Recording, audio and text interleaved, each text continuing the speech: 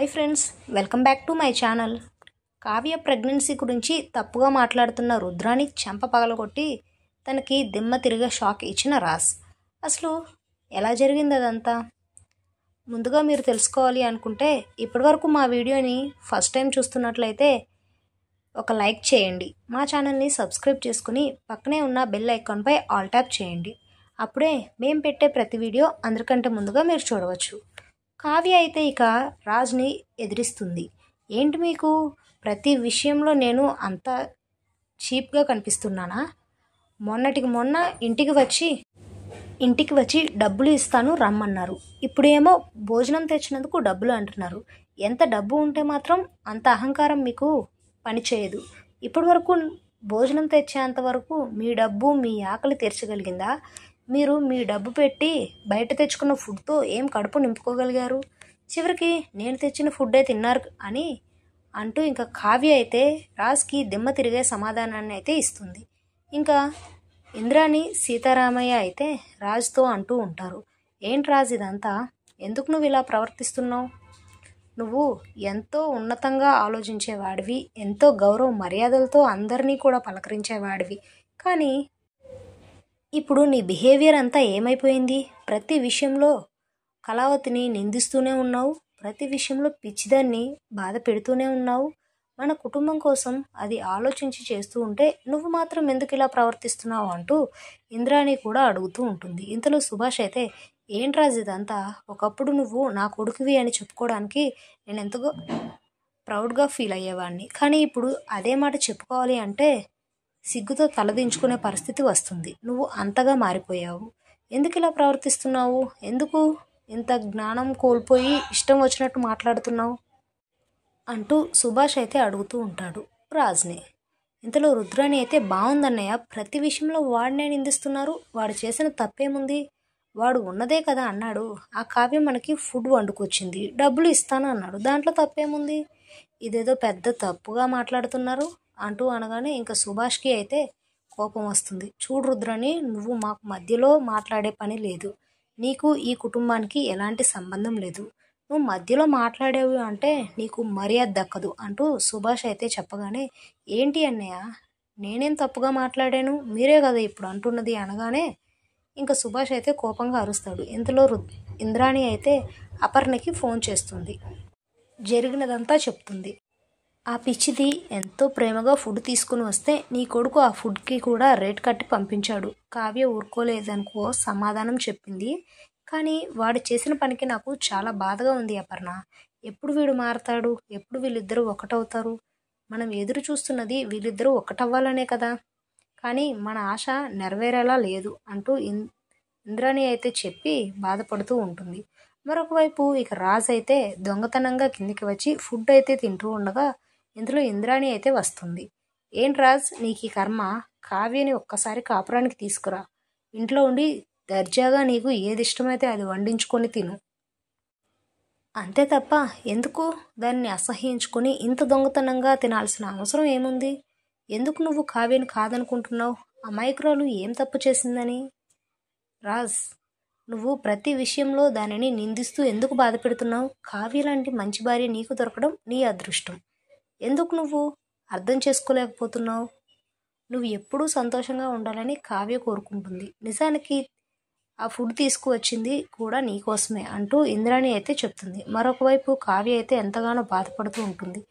ఎందుకండి మీరు ఇంతగా మారిపోయారు? ఎందుకు నన్ను అర్థం చేసుకోవడం లేదు? నేను ఏం చేసినా మీకు ఎందుకు తప్పుగా అనిపిస్తుంది? నేను ప్రతి విషయంలో కూడా మీ మీద ప్రేమతోనే చేస్తున్నాను. నా ప్రేమ మీకు ఎందుకు కనిపించడం లేదు అంటూ కావ్య కూడా బాధ పెడుతూ ఉండగా ఇంతలో అది చూసిన అపర్ణ అయితే కావ్య దగ్గరికి వచ్చి, ఏంటి కావ్య, బాధపడుతున్నావా? బాధపడొద్దు, నీ భర్త నిన్ను తప్పకుండా అర్థం చేసుకుంటాడు. ఆ రోజు నిన్ను దగ్గరుండి చూశాను. ఒకళ్ళు నిన్ను బాధ పెట్టినా కానీ వాళ్ళు ఆకలితో ఉన్నారు అంటే నీ మనసు తట్టుకోలేదు. నా కొడుకు అలా ఆకలితో బాధపడుతూ ఉంటే నీ మనసు చెల్లించిపోయి వెళ్ళి క్యారేజ్ తీసుకొని ఇచ్చావు. కానీ నా కొడుకు మాత్రం నిన్ను అవమానించాడు. ఆ అహంకారం వాడికి త్వరలోనే దిగిపోయేలా నేను చేస్తాను. తప్పకుండా వాడి మనసు మార్చుకునేలా చేస్తాను అంటూ అపర్ణ అయితే చెప్తుంటుంది. ఇంకా రాజ్ కూడా ఆలోచిస్తూ ఉంటాడు, నిజంగానే నేను తప్పు చేస్తున్నానా?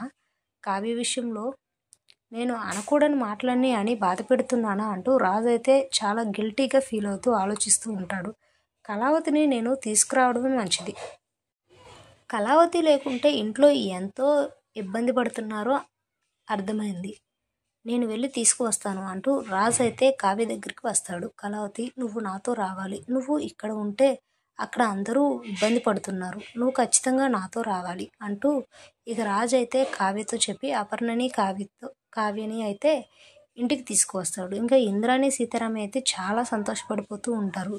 ఇంకా కావ్య అయితే రాజు దగ్గరికి వస్తుంది. ఇంకా రాజు అయితే ఇన్ని రోజులు నేను అన్న మాటలకి కోపం లేదా అని అడగగానే, మీరు అన్న మాటలకి కోపం ఎందుకు లేదు, కోపం ఉంది అంటూ కావ్య అయితే చెప్తుంది.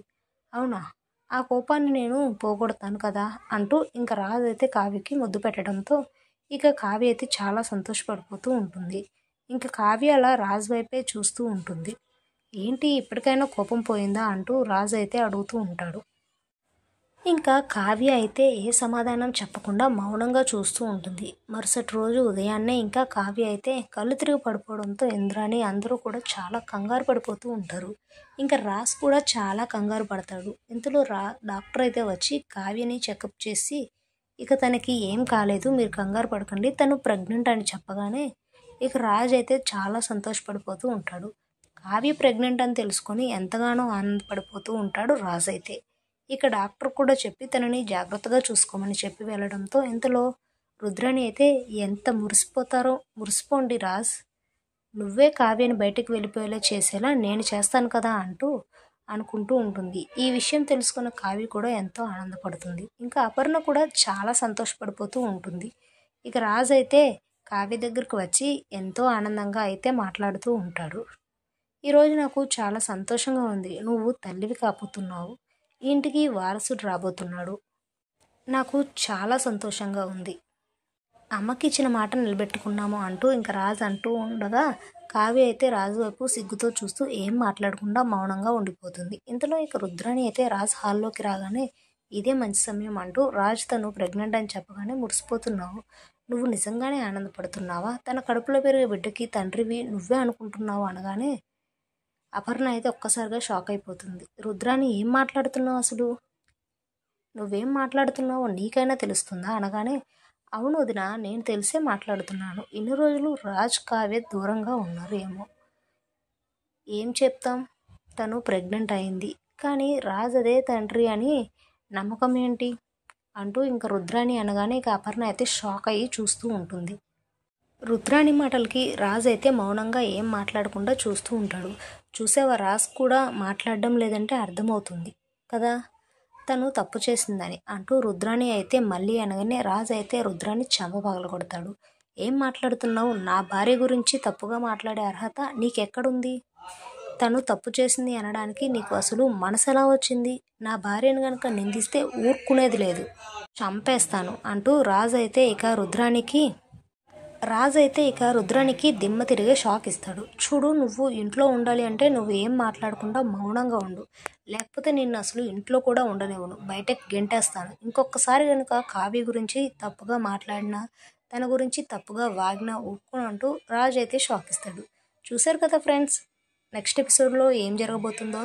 ఖచ్చితంగా ఇలాగే జరగబోతుంది. ఇలాగే జరగాలి అని అనుకునేవారు మా వీడియోని తప్పకుండా ఒక లైక్ చేయండి, మా ఛానల్ని సబ్స్క్రైబ్ చేసుకుని పక్కనే ఉన్న బెల్ ఐకాన్పై ఆల్ ట్యాప్ చేయండి.